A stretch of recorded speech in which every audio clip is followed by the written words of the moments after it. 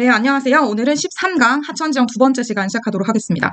우리 지난 시간 하천지형의 기본 원리에 대해서 얘기를 했는데요. 오늘 하천은 어떤 일을 하는지에 대해서 상류의 하류 구분해서 정리해보도록 하겠습니다. 먼저 상류지형은 우리 하천 그 고도와 하상의 고도와 그리고 침식 기준면과의 고도 차이가 크기 때문에 침식이 활발한 특징을 보여주고 있고요. 그다음 하류로 내려갈수록 이 하상의 고도와 그리고 침식 기준면과의 고도 차이가 점점 작아지기 때문에 운반과 퇴적이 활발해진 특징이 가장 큰 구분점이라고 볼 수 있습니다. 이걸 그대로 가지고 가서 이제 하나씩 정리를 해볼 텐데요. 우리가 이렇게 된 이유는 사실은 그쵸? 이렇게 볼 수 있겠죠. 우리나라는 지금 동고서저 지형을 보여주고 있죠. 동쪽이 훨씬 더 많이 융기한 그리고 서쪽이 좀 적게 융기한 병동서 요고 운동의 결과로 동고서저 지형을 보여주게 되었고요. 그러다 보니까 동쪽에서는 이 하상의 높이와 그리고 침식 기준의 높이 차이가 고도 차이가 많이 나다 보니까 이렇게 하방 침식력이 훨씬 강해지는 반면에 그쵸, 서쪽에서는 이 침식 기준면과의 그리고 하상과의 고도 차이가 적기 때문에 하방 침식력이 적어지게 되고 그러다 보니까 옆으로 측방 침식을 더 많이 하게 되는 특징을 보여주고 있습니다. 이걸 가지고서 하천지형 하나씩 정리를 해보도록 하겠습니다.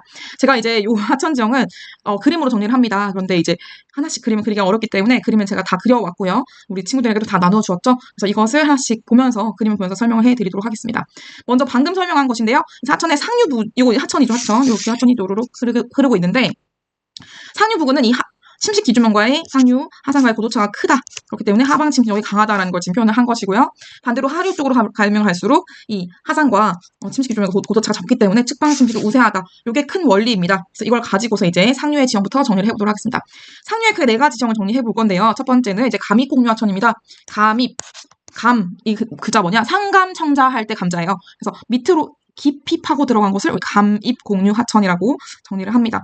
감입공유하천의 가장 큰 사례로는 네, 이제 여기 이제 우리 동해안 쪽 태백산맥 쪽에 나타나는 감입공유하천들, 강원도 쪽에 나타나는 감입공유하천들을 좀 예로 들 수가 있겠는데요. 이렇게 될 수밖에 없었던 이유는 사실은 이제 집안의 융기라고 볼 수 있겠죠. 그래서 우리 동해안 쪽으로 동쪽으로 치우친 경동성 요고 운동에 의해서 동해 가까운 태백산맥 같은 이런 산맥들이 꼭 융기를 하면서 이 하상과 그리고 이 침식 기준면 고도 차이가 커지게 되고 그래서 하방 침식이 훨씬 강해지게 된 부분들에서 감입공유하천이 주로 나타난다라고 정리를 할 수 있겠고요. 하방 침식이 너무 강하다 보니까 측방 침식을 할 수는 있지만 조금 이제 제한되거나 많이 뚜렷하게 나타나지는 않는 특징을 보여주고 있습니다. 두 번째는 역시 융기에 이제 똑같은 융기의 증거가 되는 지형인데요. 바로 하한 당구죠. 우리 이제 한반도 지체구조 우리 설명할 때 제가 노래를 만들었었잖아요. 그래서 노래에서 나왔었던 증거 고단감 할 때 는 고위평탄면 지난번에 얘기했었고 오늘 얘기하는 단구와 그리고 감입공유하천 증거 고단감 경동성 요구운동 융기의 증거가 되는 단구가 두 번째 소지형이 되겠습니다. 사실 이제 이렇게 산지 사이를 꼴짝이 흐르는 하천이 융기를 하게 되면서 얘가 바로 하방 침식만 한 것이 아니라 우리나라는 사실 이 융기가 천천히 일어났다고 해요. 근데 한 번에 일어난 게 아니라 조금 융기됐다가 멈췄다가 조금 융기됐다가 멈췄다가 이렇게 반복됐다고 합니다. 그래서 원래는 지금 제가 점선으로 그려놓은 요 부분을 이제 하천이 흐르고 있었어요. 근데 융기가 됐어요. 근데 융기가 되면서 하방 침식이 됐어. 근데 이 상태에서 융기가 잠깐 멈췄어요. 멈췄을 때 이제 더 이상 하방 침식을 내려가다 못해서 더 이상 내려갈 수가 없어서 측방 침식을 하게 됩니다. 또 여기서 여기를 흐르고 있다가 갑자기 융기가 됐어요. 또 하방 침식을 살아나면서 하방 침식을 다시 하게 돼요.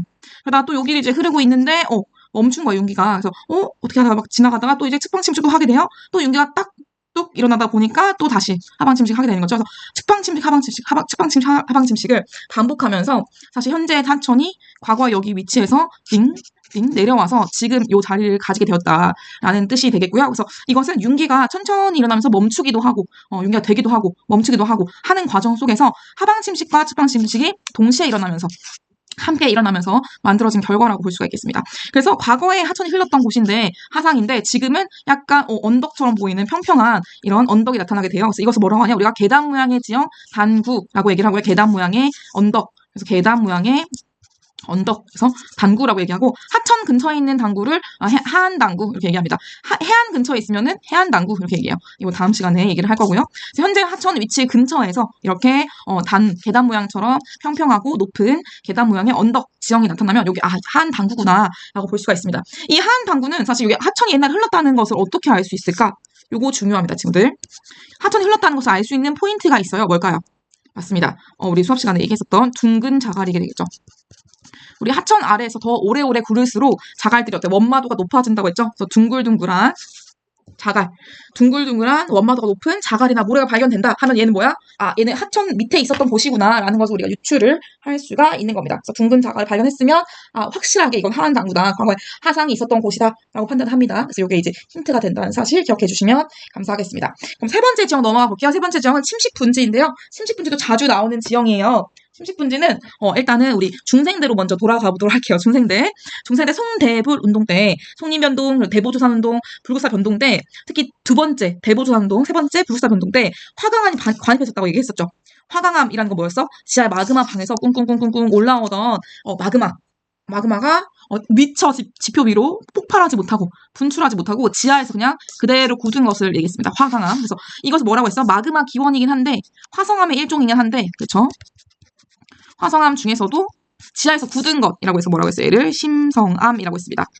심성암인 화강암이 관입을 했어요. 그런데 이 화강암이 관입을 꿍꿍꿍 하다 보니까 이 화강암 관입한 위쪽에 보면은 원래 있었던 기반암이 있었겠죠.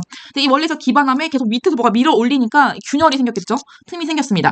이 틈들을 따라서 균열을 따라서 전리를 따라서 침식이 일어나게 돼요. 그래서 여기가 이제 침식이 되면서 날아가게 되고요. 쭉 날아가게 되고요. 그래서 원래 있었던 그 암석 많은 부분들이 날아가게 되고 그래서 화강암, 관입했던 화강암이 오목한 분지 지형을 이루게 되고요. 그리고 원래 요 주변에 있었던 원래 기존의 암석들이 마치 산지처럼 남게 되어서 침식 분지를 만들게 된다라고 얘기를 합니다. 여기서 이제 원래 있었던 산지가 우리나라의 경우에는 편마암인 경우가 제일 많고요. 그다음에 안에 있는 관입한 암석 그리고 여기 오목한 지형을 이루고 있는 암석은 보통 화강암인 경우가 제일 많습니다. 그래서 이것은 이제 약간의 경험적인 사례이긴 하지만 아래 분지의 바닥은 주로 화강암인 경우가 많고 분지의 산지는 편마암은 뭐예요? 사실 변성암의 일종이죠. 변성암인 경우가 많다라는 얘기를 할 수가 있겠고요. 사실 화강암이 침식이 될 때 훨씬 더 풍화 침식이 잘 돼요. 왜? 화강암은 심성암이긴 한데 형성된 지 좀 더 편마암이 더 오래됐죠. 변성암과 편마암이 더 오래됐다 보니까 이 친구들은 산지를 이루고 나면 이게 잘 침식이 안 되고 침식이 된다 하더라도 이제 토양으로 주로 남아있게 되는데 화강암은 모래알 정도로 침식이 됩니다. 풍화가 됩니다. 그러면 모래알과 모래알 사이에 이제 틈이 크다 보니까 틈 사이로 물이 쑥 들어가게 되면은 잘 또르륵 굴러가요. 그래서 화강암이 침식된 것들은 잘 씻겨 내려가고 이렇게 오목한 지형을 이루게 된다라고 정리할 수가 있습니다. 그래서 침식 분지는 사실 어떤 특징을 가지고 있냐? 일단은 분지 지형이잖아요. 우리나라에서 거의 대다수의 도시들은 다 분지에 형성돼 있습니다. 그래서 이제 도시가 위치하고 있는 곳이 바로 분지가 될 텐데 제가 살고 있는 대전도 침식 분지에 위치하고 있고요. 대구 당연하고요. 그래서 우리가 알고 있는 대다수의 큰 도시, 작은 도시 다 이제 침식 분지에 들어가 있는 경우가 우리는 많다라고 정리를 해주시면 되겠고요. 그럼 여기 지금 화강암과 편마암 봤을 때 니은이라고 해봐요. 그러면 형성 시기가 더 오래된 것은 뭐예요? 당연히 편마암이 되겠죠. 이거 자주 나오는 선지니까 같이 정리해주시면 좋겠습니다. 마지막 4번 선상지를 살펴보는데요. 선상지는 뭐냐면 부채 선자이고요. 부채, 모양 상자입니다. 부채 모양의 땅. 선상지라고 얘기합니다. 선상지의 포인트는 뭐냐면 일단 산지에서 흘러나는 산지 하천이 갑자기 바뀌는 경사급 변점, 경사가 급하게 바뀌는 지점이라는 뜻이에요. 그래서 급하게 바뀌는 지점 만나게 되면서 콸콸콸콸 흘러오다가 오오오오 이렇게 갑자기 경사가 바뀌니까 갑자기 멈추게 되겠죠. 브레이크를 밟게 되겠죠. 그러면서 유속이 감소합니다. 그래서 경사급변점에서 산지 하천에 흐르는 속도가 감소하게 돼요. 유속이 감소한다는 건 뭐야? 속도가 느려진다는 건 에너지가 감소한다는 뜻이랑 같아요, 사실은. 에너지가 감소한다는 건 뭐예요? 사실 이제 이 운반을 하고 있었는데 운반과 침식의 에너지가 약해진다는 거죠. 운반 에너지가 약해지면 어떻게 되냐? 결국 가지고 내려오던 물질들을 하나씩 퇴적을 하게 됩니다. 그래서 이 경사 급변점을 기준으로 퇴적이 일어나게 돼요. 그래서 우리 저기 산지에서 쭉 내려오던 것들 중에 무거운 애들을 먼저 내려놓겠죠. 그래서 무거운 입자가 더 큰 애들 띵띵띵 먼저 내려놓고요. 그 다음에 더 입자가 그 다음 작은 애들 띵띵띵 내려놓고 그 다음 제일 작은 애들 띵띵띵 내려놓습니다. 그래서 이 선상지를 쭉 보면은 약간 이제 세 가지를 구분을 합니다. 그래서 제일 위에 있는 입자가 제일 큰 퇴적 물질의 크기가 제일 큰 선상지의 정상부라는 뜻이에요. 선정으로 구분을 하고요. 그 다음에 중앙부에 있는 선상지의 선앙이라고 얘기합니다. 선앙이라고 얘기하고요. 그 다음에 선상지의 끝 단자를 써서 선단이라고 얘기합니다. 선단, 선앙, 선정으로 구분을 하고 세 가지 중에서 입자 크기가 제일 큰 거는 뭐예요? 선정이 되겠고요. 그 다음이 선앙, 그 다음 제일 입자 크기가 제일 작은 것이 선단이 됩니다. 그래서 점점 이 산지 하천으로 멀리 떨어질수록 퇴적물의 입자 크기는 작아진다라는 얘기를 할 수 있겠고요. 산지 하천이 쭉 내려오다가 선정을 만났잖아요. 이 선정은 사실 모래알 크기의 입자들이 주로 쌓여 있습니다. 그럼 이 사이사이에 틈들이 크다 보니까 어떻게 돼? 물이 수루룩 빠지게 되겠죠. 그래서 지하로 수루룩 빠져서 지하수로 흐르게 됩니다. 지하수로 흐르는 하천은 우리가 뭐라고 하냐? 숨어서 흐르는 하천, 복류하천이라고 얘기를 하고요. 복류를 하다 보니까 선정과 선앙 이런 곳들에서는 지금 물을 구하기가 어려워요. 그래서 무르가기 어렵다는 사실 기억해 주시면 좋겠고, 복류를 쭉쭉쭉 하다가 지하로 흐르다가 어느 순간 여기 끝쪽 선단 쪽에서 더 이상 지하로 흐를 수 없는 기반함을 만나게 돼. 기반함을 만나게 되면 여기서 뿡뿡뿡 물이 솟아나옵니다. 이게 바로 용천이라고 하는 물이 솟아나는 우물 같은 것이 됩니다. 그래서 이제 복류하천이 결국에는 선단에서 용천으로 솟아난다라고 정리를 해볼 수가 있겠고요. 여기서 지금 선정은 사실은 이제 배수가 양호한 모래알 크기에 입자들이 많이 쌓여있다 보니까 배수가 잘 돼요. 그래서 이거 논을 만들기가 쉽지 않습니다. 그래서 밭으로 주로 이용하는 것을 볼 수 있겠고요. 선안과 선단 같은 경우에는 배수가 좀 어렵습니다. 왜냐면 입자 크기가 작아서 물이 잘 안 빠져요. 그래서 논으로 주로 활용을 한다라고 정리할 수가 있습니다. 여기서 논과 밭의 기호를 좀 정리할 수 있는데요. 지금 논의 기호는 뭐예요? 띵띵띵 이렇게. 밭의 기호는 띵띵띵. 그리고 밭과 함께 주로 나타나는 것이 이렇게 과수원.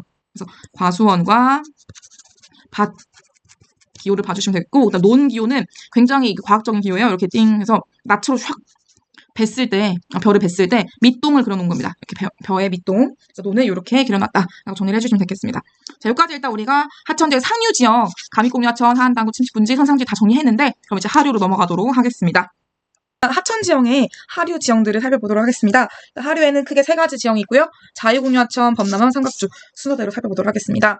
일단 자유공유하천은 우리 방금 봤던 그쵸? 하천 하류는 이 하상의 높이와 그리고 측방 침식 기준면의 그 고도 차이가 적다 보니까 하방 침식보다는 측방 침식 우세에서 나타나는 지형이라고 할 수 있겠습니다.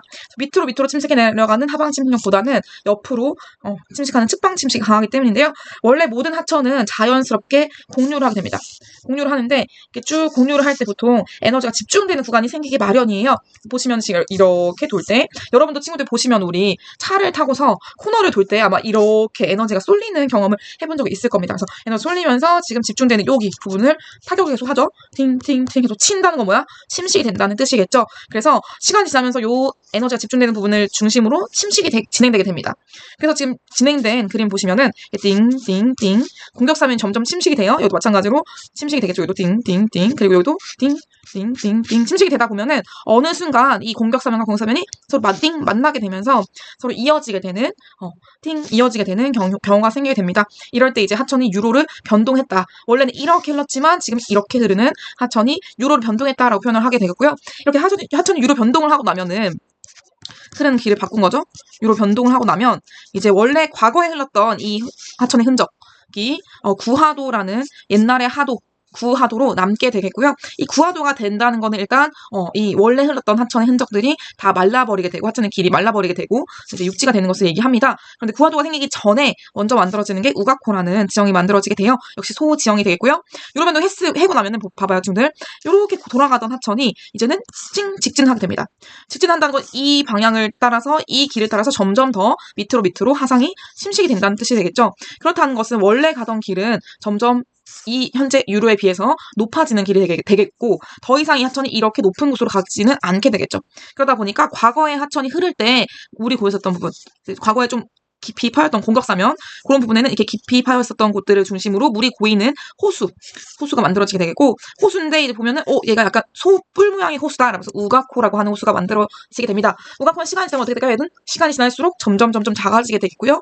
사라지게 됩니다. 결국 우가코는 사라지면서 구하도가 결국 되게 되겠죠. 그래서 구하도 모습을 이따가 사진을 통해서 한번 살펴볼 테고요. 구하도에도 역시나 마찬가지로 둥근 자갈 발견되겠죠. 네, 과거에 하천 흘렀던 곳이니까 구하도도 역시 둥근 자갈이 발견됩니다. 그래서 구하도가 현재 하도에 비해서 높이가 많이 높다면은 하안당구가 될 수도 있습니다. 하지만 여기서 이제 하천 하류니까 높이 차이가 아주 크게 나지는 않고요. 구하도 정도로는 보여집니다.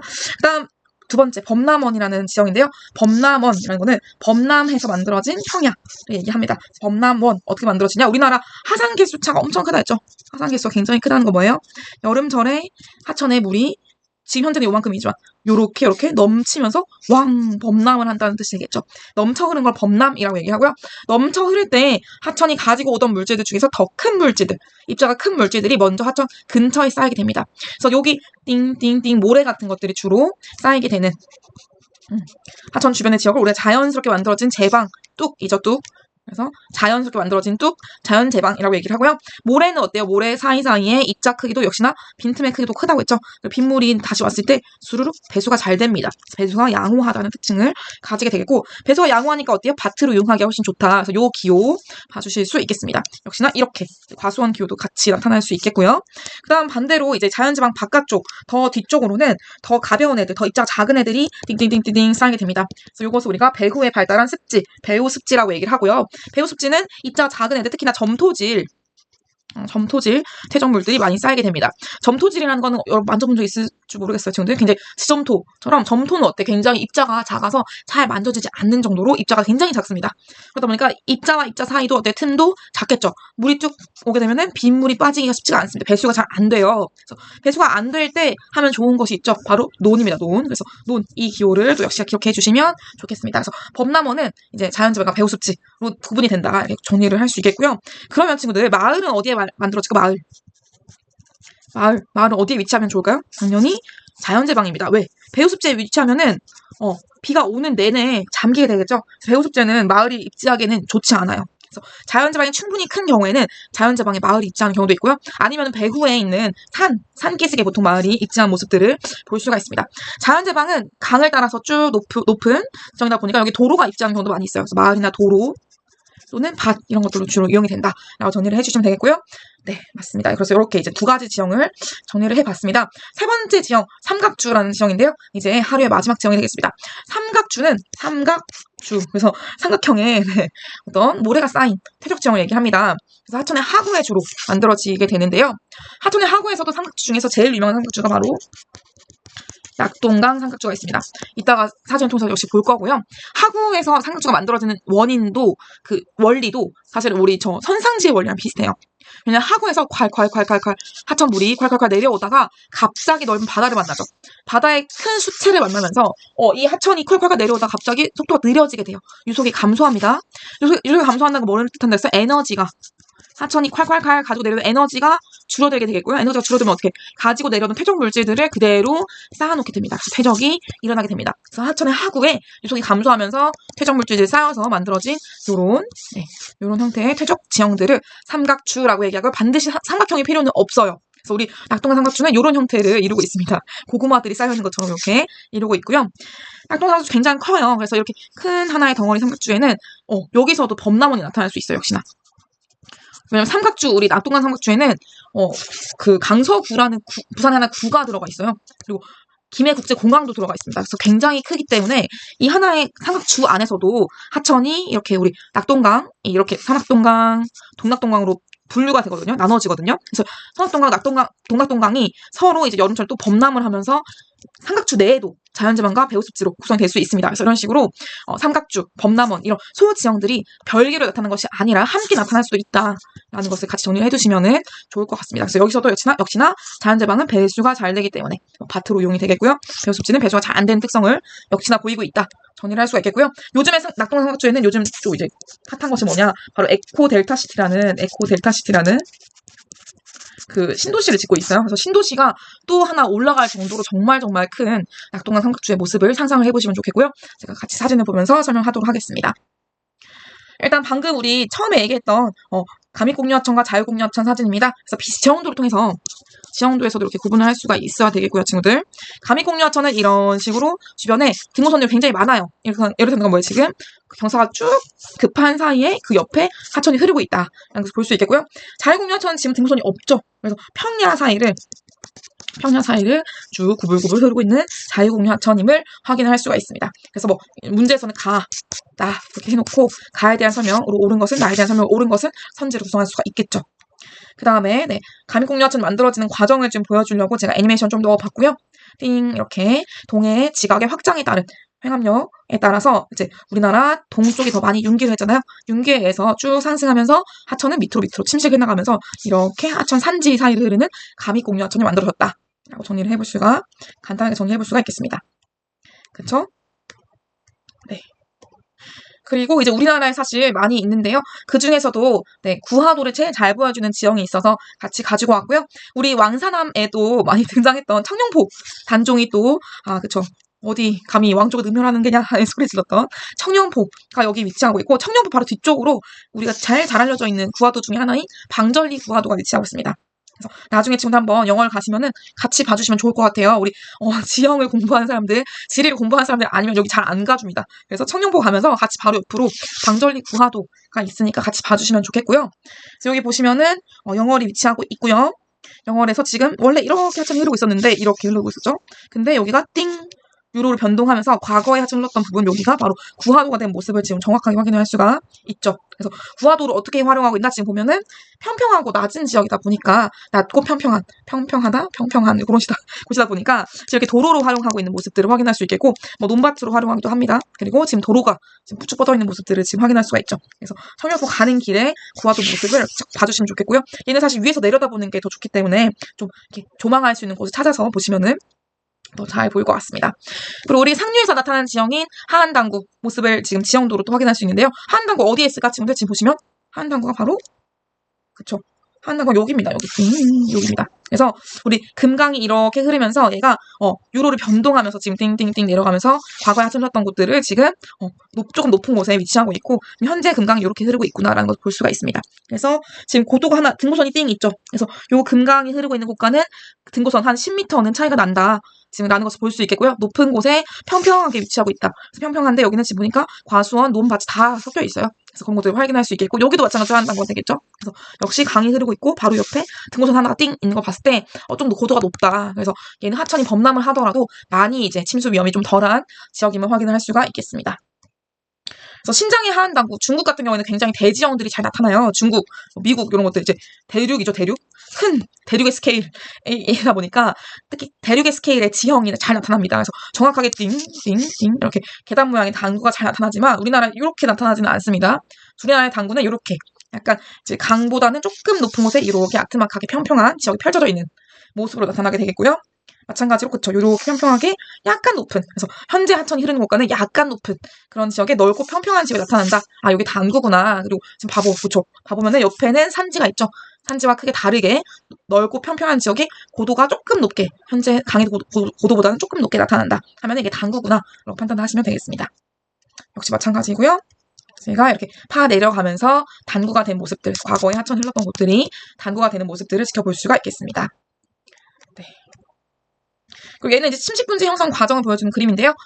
제가 그림을 그렸었지만 다시 한번 보자면, 기반암, 편마암이나 변성암인 경우가 제일 많겠죠. 우리나라 변성암이 제일 많으니까. 변성암 기반암에 화감이 쭉 간입을 할 때 밀려 올라오는 힘에 의해서 원래 기반암들이 장력에서 띵띵띵 틈이 생깁니다. 이 틈들을 따라서 이제 수분이 흡수가 되겠고요. 이게 풍화를 통해서 훨씬 빠르게 진행이 되겠죠. 그래서 다 날아가게 되고, 화강암도 관입하면서 여기 날아가면서 얘가 화강암이 압력이 팽창하면서 또 역시나 풍화가 잘 받는 환경이 됩니다. 여기 쭉 날아가게 되고요. 이런 식으로 낮은 오목한 지역, 분지를 형성하게 되고, 분지 바닥은 그럼 뭐예요? 지금 화강암인 경우가 많고, 그쵸? 분지 주변에 산지를 이루고 있는 애들은 뭐예요? 지금 변성암인 경우가 많다. 그래서 이 화강암, 분지 바닥보다는 분지 산지를 이루고 있는 변성암이 훨씬 더 형성 시기가 이르다라는 것을 정리해 볼 수가 있겠습니다. 네. 이렇게 정리할 수 있겠고요. 여기가 우리가 제가 살고 있는 대전입니다. 그래서 대전이 역시 침식 분지, 그래서 지금 산으로 둘러싸여 있는 모습들을 확인할 수 있겠고, 침식 분지 안에 들어가 있는 대전 분지의 모습을 가져왔습니다. 이걸 이제 3D로 보시면 이렇게 정말 분지 띵 들어가 있죠. 오목한 분지. 그리고 다른 지역들도 이렇게 오목한 분지에 사실은 도시가 발달한 경우가 우리나라는 굉장히 많다. 우리나라는 국토의 70%가 산지잖아요. 그러다 보니까 산지 안에서도 침식 분지에 주로 도시가 쏙 들어가 있는 경우가 많습니다. 침식 분지로 해서 이제 춘천도 정말 대표적인 침식 분지인데, 지형도를 보자면 이렇게 정확하게 드러나요. 그래서 주변이 그림이 보이죠, 지금들. 주변 다 산지예요. 다 산이 이렇게 쭉 펼쳐져 있고, 그 사이에 지금 오목하고 낮은 평평한 지역이 펼쳐져 있는 것을 볼 수 있고요.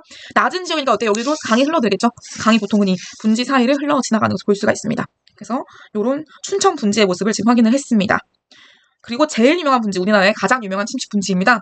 바로 춘천 조금 위쪽에 있는 양구 해안면이라는 분지예요. 그래서 해안면에 있는 분지라서 해안 분지라고 또 불리는, 바다 근처에 있는 게 아니라 그냥 요 지역의 이름이 해안면이기 때문에 해안 분지라고 불리는 분지인데요.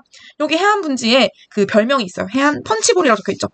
그래서 여기가 뭐냐면 이제 우리 6.25 전쟁 때 미군들이 많이 왔습니다. 그래서 여기를 이제 막 올라가면서 바로 지금 38선 바로 근처에 있죠? 휴전선 근처에 있기 때문에 여기 막 올라가면서 이제 지형을 따라서 막 이렇게 군사 작전을 펼치려고 하다가 여기 봉우리에 올라가서 내려다 보니까 여기 펀치볼 모양인 거예요. 정말 오목한 예쁜 그 펀치볼 모양인 거예요. 펀치볼이 뭐야? 화채 그릇입니다. 화채 그릇. 그래서 마이 펀치볼 이렇게 해가지고 이제 미군이 펀치볼을 외치면서 여기가 펀치볼 지형이라고 유명해진 양구 해안 분지의 모습을 지금 살펴보았습니다. 이렇게 정말로 오목한 펀치볼 형태를 갖추고 있고요. 여기 위에서 내려다보는 게 제일 좋겠죠. 내려다보면 정확하게 펀치볼 모습을 잘 확인할 수가 있습니다. 네, 그래서 침식 분지는 이렇게 만들어졌다라는 것을 지금 살펴보았고요. 그다음 선상지입니다. 네, 사천 선상지인데 우리나라의 가장 유명한 선상지 사천 선상지 사천에 있어요. 우리 항공 그 우주 산업으로 유명한 사천에 있는 선상지인데 특이하게도 선상지가 사실 우리나라는 우리 방금 얘기할 때 하천 상류에 주로 있다고 했지만 우리나라에서는 사천 선상지 지금 바다 근처에 있어요. 웬일이야? 이게 무슨 일이야? 보면은 우리가 이제 빙기 후빙기를 정확하게 다시 정리를 하시면 좋을 것 같습니다. 왜냐면 이 선상지는 아마도 우리가 지금 추측하기로는 이제 빙기 때 상류였겠죠. 여기 지역이. 빙기 때는 쭉 저 끝까지 남해 저 끝까지 일본까지 다 육지로 연결돼 있었으니까. 그래서 이때 이제 빙기 때 상류였었던 하천에 선상지가 만들어졌는데 지금은 후빙기 때 쭉 해수면이 올라오면서 지금 하천에 하류에 마치 있는 것처럼 보이고 있는 게 아닌가라고 추측을 하고 있는 사천 선상지의 모습을 볼 수 있겠고요. 정확하게 지금 빙 이렇게 부채 모양을 볼 수가 있죠. 사천 선상지의 모습을 확인을 할 수 있었습니다. 그래서 선상지는 선정, 선항, 선단으로 나누어 볼 수 있겠고 선단에서는 용천을 해서 물이 퐁퐁퐁 솟아나오는 그래서 이렇게 복류를 하다가 선단에서 퐁퐁퐁 솟아나오는 모습을 확인할 수가 있겠고요. 선상지 위에 또 새로운 선상지가 만들어질 수 있어요. 왜냐면 선상지와 또 기존 산지 하천과의 경사 급변전이 생기면은 또 쌓일 수가 있겠죠. 그 위에 새로운 선상지를 만들 수 있고요. 그 다음에 이제 기바람과는 조금 이제 다른 퇴적이 된 물질들이 쌓여있는 모습들을 확인할 수가 있겠죠. 그래서 이렇게 선정, 선항, 선단 이렇게 구성이 되어 있고 선정에서는 모래와 자갈 그리고 선안과 선단으로 내려가면서 점점 이토, 점토 같은 입자가 작아지는 그런 모습들을 확인할 수가 있겠습니다. 그래서 정말 이렇게 정확하게 선상지 모습을 지형도에서도 확인할 수가 있겠고요. 네. 우리나라의 넓은 평야들은 주로 대하천 하류에 해당되는 서쪽에 넓게 분포하고 있는 모습들을 지금 확인할 수가 있겠고요. 이 부분들은 자유공유하천이 있겠구나라는 거 우리 유추를 할 수가 있겠죠. 그래서 하천 하류에 발달하는 자유공유하천 사진들을 좀 보자면요. 하천 하류에서도 이제 이렇게 코너를 돌 때 우리 공격사면이 발달한다 했죠. 그래서 에너지가 집중되는 곳들은 침식이 주로 일어나게 되겠고 이게 좀 더 깊어요. 그 다음에 유속이 느린 곳들, 이것들은 이제 좀 얕고 퇴적이 주로 활발한 곳이 됩니다. 그래서 이렇게 침식, 유량이 증가하고 유속 증가하는 곳은 침식이 주로 진행되는 반면에 반대로 이렇게 퇴적 사면들은 유속이 감소하고 퇴적이 활발한 특징들을 보여주면서 결국에는 계속 이렇게 옆으로 측방 침식 해나가는 모습들을 확인할 수가 있겠죠. 그래서 얘가 침식 되면서 띵 이렇게 측방 침식이 되는 모습을 보여주겠고 여기서도 역시나 띵띵띵 되면서 띵 만날 수 있겠죠. 그래서 얘가 오랜 시간 지나면 이렇게 유로를 변동하게 되겠고 이제 하중도라고 해서 과거의 하천 흐르는 길과 현재 하천 흐르는 길 사이에 있는 섬 하중도가 생길 수 있고 일시적으로 생길 수 있고요.